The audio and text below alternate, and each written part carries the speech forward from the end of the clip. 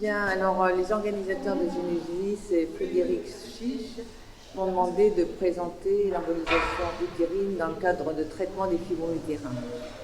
L'embolisation utérine, donc c'est une technique qui consiste à bloquer la vascularisation des fibromes, si bien que l'absence d'irrigation entraîne une ischémie irréversible des lésions fibromateuses et puis une réduction progressive et très significative de leur volume jusqu'à les réduire à un noyau fibreux qui est insensible aux décharges hormonales.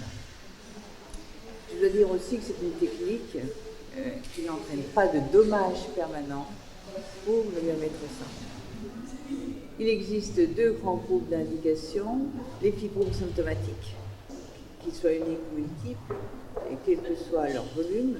L'indication n'est pas liée à ces critères, mais elle est liée au siège des fibromes, les fibromes interstitiels étant d'excellentes indications et les fibromes soniqueux de mauvaises indications. Il existe un deuxième groupe d'indications représenté par l'embolisation préopératoire qui permet de réduire de manière significative le saignement péropératoire au cours de la myomectomie. Alors on a beaucoup polémiqué sur la douleur survenant dans les suites de ces embolisations et il est vrai qu'au départ les douleurs étaient très importantes parce qu'on ne savait pas la gérer. À l'heure actuelle, elle est considérée comme très modérée dans la mesure où cette douleur est traitée préventivement par des anti-inflammatoires non stéroïdiens et des antalgiques de type 1 ou 2.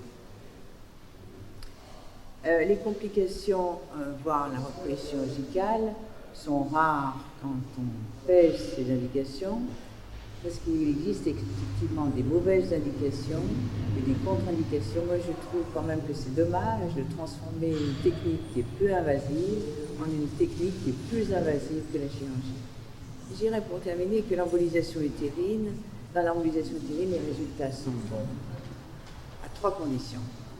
C'est que l'opérateur ait une bonne expérience de la technique, c'est que l'opérateur gère bien ses indications, et enfin, qu'ils connaissent la pathologie pelvienne, parce qu'il peut exister des associations, notamment je pense à l'association adénomiose fibrome qui va modifier la technique opératoire, ou à l'association fibrome pathologie varicose pelvienne. La seconde peut être symptomatique, alors que les fibromes sont tout à fait asymptomatiques. Merci.